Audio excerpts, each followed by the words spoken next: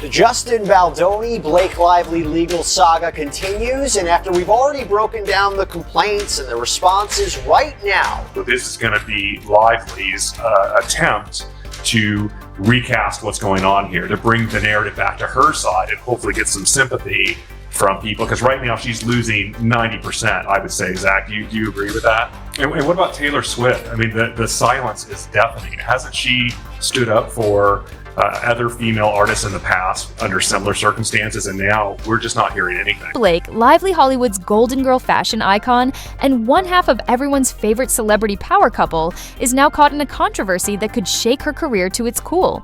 And what I wanted, there were two things that I wanted. I wanted the media and observers to know that a lot of us have a problem with Blake Lively and what she has done to an innocent man. And so I knew that she was going to be getting a lot of love in the media for this big new premiere. And I just wanted someone to be out there at the premiere holding up the sign, standing up for Justin Baldoni and calling Blake Lively out for what she has done. Here's what citizen journalists had to say. Today, while the public is screaming to be heard on our distaste for this person, Blake Lively, and on a day where she had a perfectly reasonable and very public excuse to make a pass of walking this red carpet, Blake Lively walked a red carpet populated entirely of approved fans, vetted journalists, and media-prepped co-stars. Oh, sorry, you guys can't read all this. Media-vetted co-stars who are all there on the condition that they play by Blake Lively's rules. I may not have all the answers on why Blake has the stranglehold on Hollywood that has motivated so many to bend over backwards to do her bidding, but even without the why, the what is plain as day. Blake Lively is the powerful one, and stop thinking you can sell this lie to us. Now, I completely agree that Blake Lively is the powerful one. I don't know if there was some coordinated effort to not talk about this, other than all of the PR are going to say, don't talk about this. Reports are swirling that she presented fake proof in court against actor and filmmaker Justin Baldoni. Yes, you heard that right. What started as a legal dispute has escalated into an all-out courtroom drama filled with shocking revelations, leaked documents, and claims that could change everything. And I can just imagine, I mean, even when we do filings that are not public celebrity cases, you know, you kind of go back and forth about the wording, make sure that you have what you need. But here, they're filing it for an ulterior motive. It's really not for the court, it's for public consumption. So I can imagine that it's not just lawyers that have to review these complaints or amended complaint. It's all the PR people. I mean, it's the agents, it's probably Ryan Reynolds. So is Blake really behind this? Or is she being framed in a bigger Hollywood power play? Buckle up, because this is about to get wild. In the explosive legal battle between Justin Baldoni and Blake Lively, new text messages reveal shocking behind-the-scenes drama, from Blake Lively's alleged push to control the film's edit to these apparent mentions of Taylor Swift, and even a weight discussion. These text messages paint a very different story than what Lively has publicly claimed. Let's start at the beginning. According to people close to the case, Blake's legal team presented evidence claiming that Justin Baldoni was engaged in illegal activities, including money laundering and unethical financial dealings. They're working on it, and I'm sure they're wordsmithing everything at this point in time. They've probably got a team of lawyers and paralegals and everybody pulling together everything. I personally don't think it's going to be a whole lot different than the original complaint that's out there. This is going to be, it's going to be a story that's going to be told to the public at large, and it's supposed to hopefully address some of the PR failures that they've had in this, including Saturday night with Ryan Reynolds on SNL.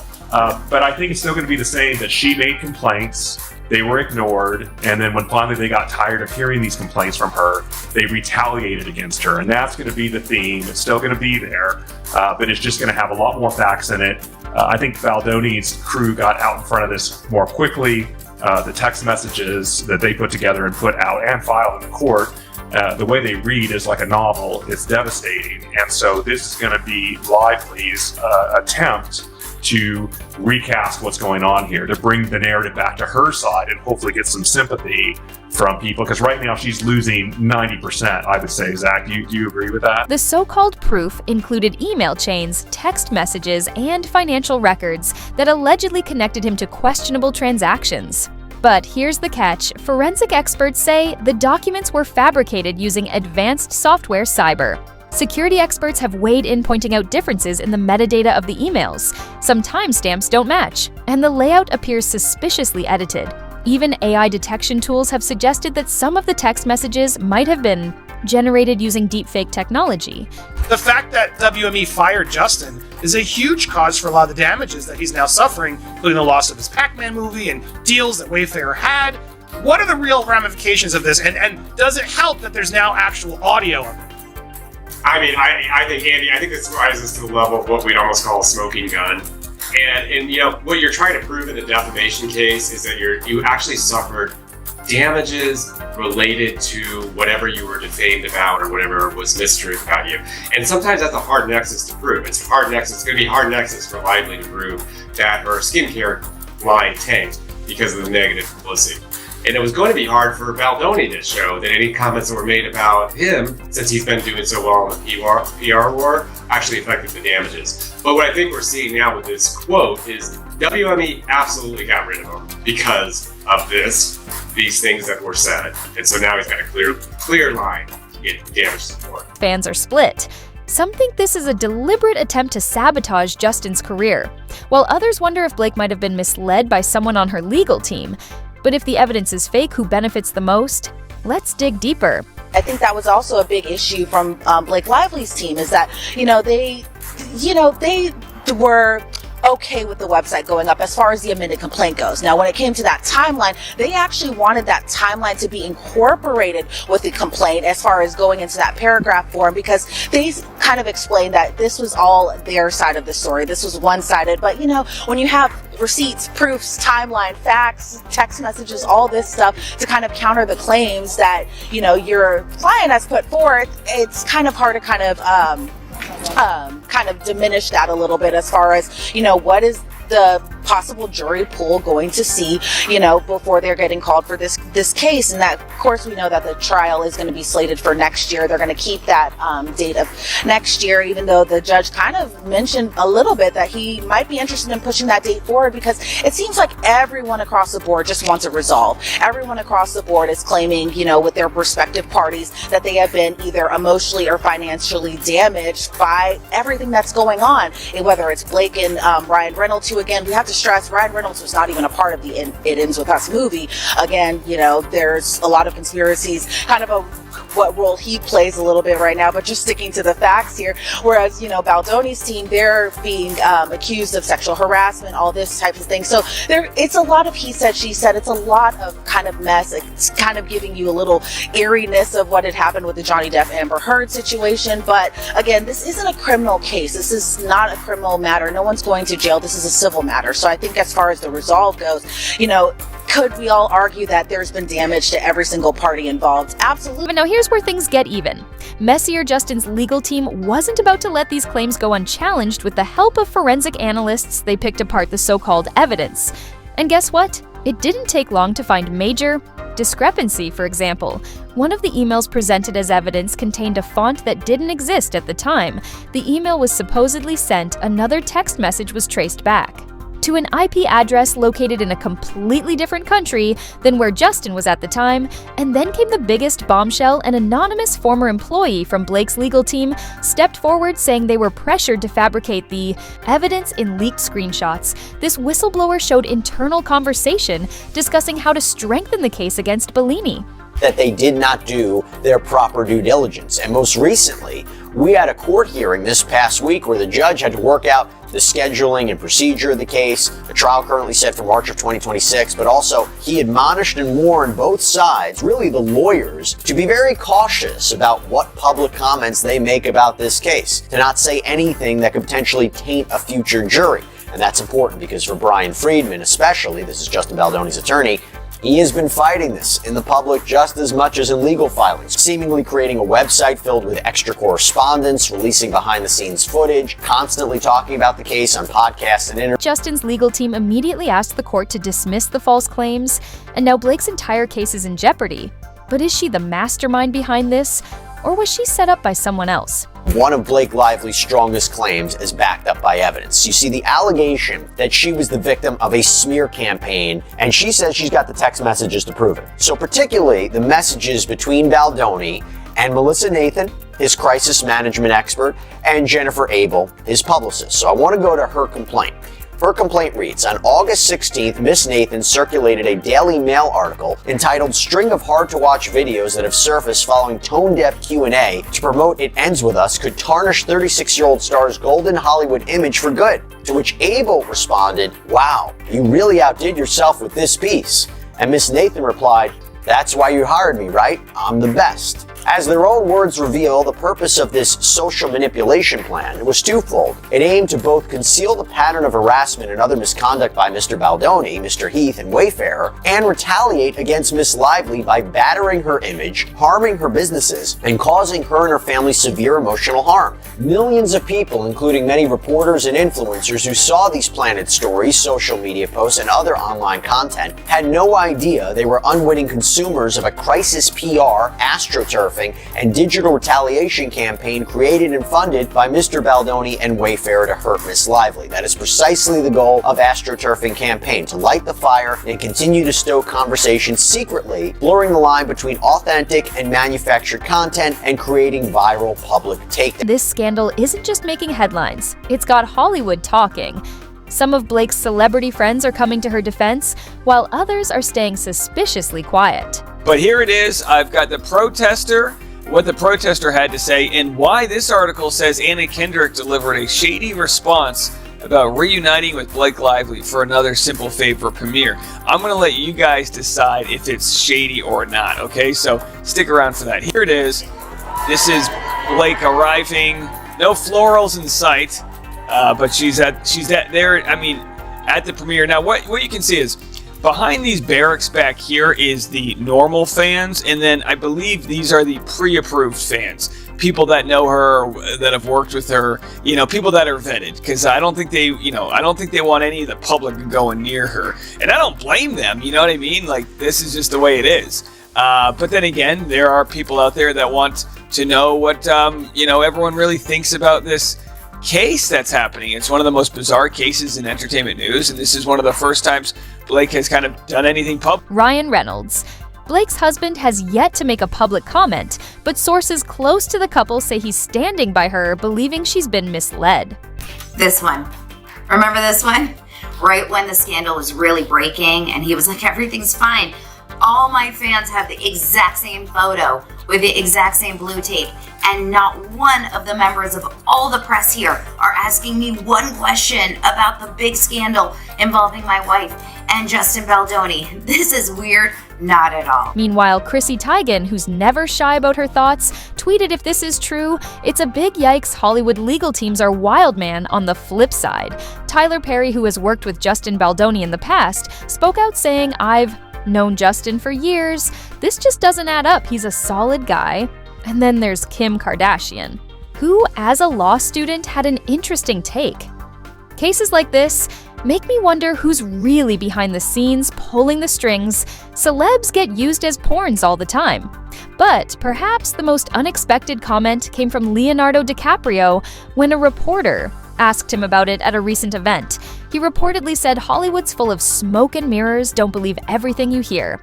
At this point, they're fighting over subpoenas. They're talking over what needs to be subpoenaed, what can be subpoenaed, and then now they're going over who is being protected. As you know, officially, Blake Lively was asking for 2.5 years of subpoenas of private text messages, etc., but she herself was asking for a protective order because she didn't want her famous friends, etc. I mean, I'm basically breaking it down for you guys. She didn't want her famous friends to be exposed, and some of the witnesses, perhaps. So it says, as the Lively and Baldoni legal teams continue to squabble over the scope of subpoenas to telecom companies in what has become a $400 million and counting matter, the actress's attorneys today called out that It Ends With Us director Justin Baldoni, his fellow defendants, and allegedly weaponized online content creators. That's me, for misleading accusations over a potential protective disorder. It continues, claiming that the attorney's eyes-only PO that Team Blake wishes to see put in place for discovery, depositions, and more has been warped in its intent and reach. Lively's attorneys told Judge Lyman Tuesday in a letter that, in fact, the travels of the mischaracterization embraced by the opposition through this manufactured echo chamber by itself provides ample justification It says, in short, Lively's lawyers believe the opposing side is twisting the purpose of the protective order, and ironically, this distortion itself provides why a strict order is necessary to prevent misuse of private information. So not only do they ask for the protective order, but then now they're mad because the purpose of the protective order is apparently being twisted. It's like nothing. So who's telling the truth and who's covering their tracks? Now, let's talk about the leak who exposed the truth and why. According to insider reports, an ex-employee from Blake's legal team, referred to as Alex to protect their identity, decided to blow the whistle after realizing the lengths to which the team was going to build a case against Justin. They claimed they were asked to doctor digital files, manipulate timestamps, and create misleading email threads. Feeling morally conflicted, Alex reportedly took screenshots of conversations between lawyers discussing how to make the proof look airtight. The parties involved, Blake Lively, her husband Ryan Reynolds, her publicist Leslie Sloan, Justin Baldoni, his production company Wayfarer Studios, and more, have now submitted a case management plan to the judge. And they're expected in federal court in New York on Monday. We're planning to cover what are known as the Wayfarer parties, so those in Baldoni's camp. They raised an issue that they say they want to address. Quote, during a conference of the parties' council on January 30th, 2025, counsel for the Wayfarer parties requested the earliest possible deposition of Blake Lively. Counsel for Miss Lively and Ryan Reynolds stated their objection to the Wayfarer party's lead counsel conducting the deposition of Blake Lively. Specifically, the Lively party's counsel indicated that they object to Brian J. Friedman personally taking Miss Lively's deposition based upon unspecified statements made by Mr. Friedman. When asked to elaborate on the grounds for the objection, counsel for the Lively parties declined to do so. Counsel for Miss Lively has made clear that Miss Lively does not want Mr. Friedman to be the attorney who takes her deposition. We are unaware of any situation that would warrant the deposed party to have a choice which attorney takes her deposition.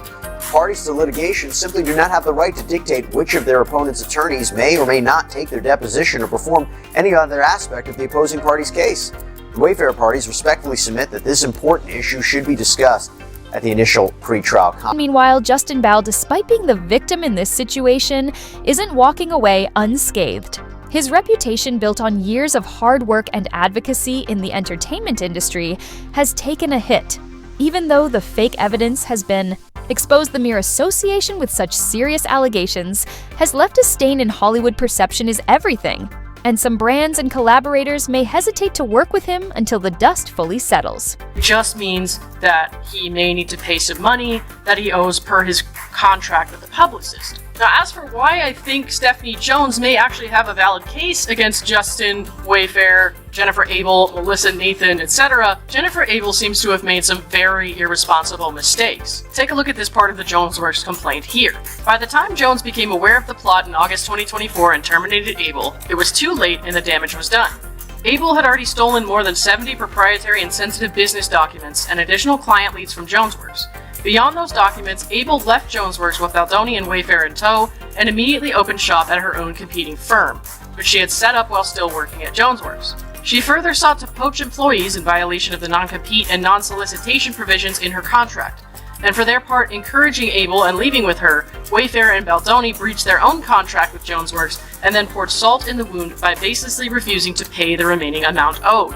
Abel and Nathan's covert takedown and smear campaigns were revealed in black and white on Abel's company-issued phone following her termination, which Jonesworks forensically preserved and examined in detail after receiving a subpoena for the phone's contents. So she did get a subpoena. But was this leak a genuine act of conscience or part of a bigger takedown strategy against Blake? Some believe that Blake herself is being targeted by powerful figures in Hollywood who want to see her fall from grace. The timing is suspicious. Blake has been vocal about women's rights and industry reforms. Could she have made enemies in high places? Let's explore that next.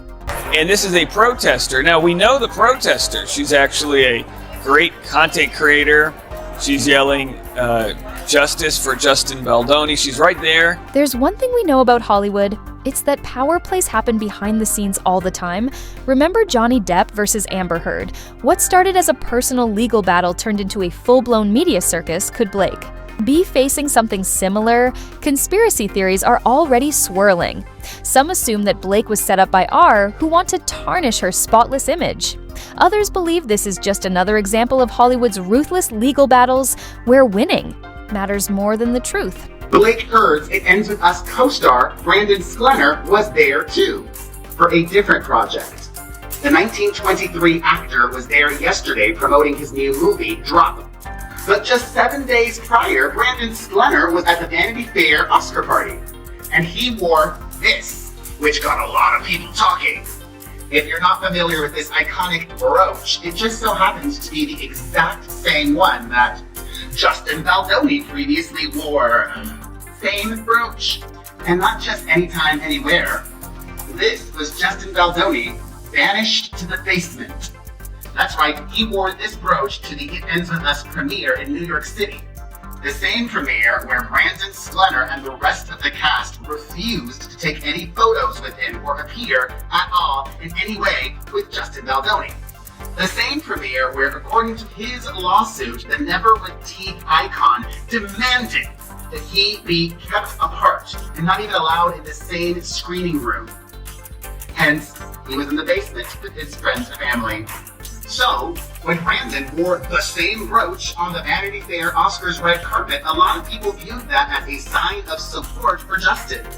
Even though Sklenner has repeatedly come out in support publicly, repeatedly, for the consumer of oxygen. Whatever the case, Blake's reputation is now on the line. Will she be able to recover? And what does this mean for Justin Baldon's career? These words that were said by Lively side had a clear, immediate negative impact on Baldoni's career. 100%. Yeah, I mean, he's losing deals left and right because of this. So, all right, so noted. So this is not good for him. He's going after the New York Times as well. The New York Times was working on that piece way before they're admitting. And I'm curious, from your working with publications and agencies and celebrities, like, is that common for places like the New York Times to get things early? Is that something they just cannot ever admit? What is your take on all that? Well, we are in an amazing new age with the TikTok crowd and people such as people who view your YouTube channel, where people are getting to the bottom of things in a way that have never happened before, right? So the New York Times has got 100 plus years of precedent that it makes it so hard to defeat the New York Times in New York on a case for defamation, right? Now, in this new internet age and in this new age of where people are really truth-seeking, I think there is the level, the scale is getting leveled just a bit. That said, I would say it's incredibly difficult to win a defamation case against the New York Times because they know exactly what they need to do to make sure that their journalism gets protected in court. Getting the sources, getting a good faith belief that the sources are telling the truth, getting corroboration for those sources, and then printing it based on that information that they have. So, what do you think? Is Blake Lively really guilty of presenting fake proof? Or is this a well-orchestrated attack against her? Do you believe the whistleblower? Or do you think there's more to the story? Drop your thoughts in the comments. Below, I want to hear what you think. And if you love juicy Hollywood drama, make sure to like this video, subscribe to the channel, and hit that reminder bell so you never miss an update.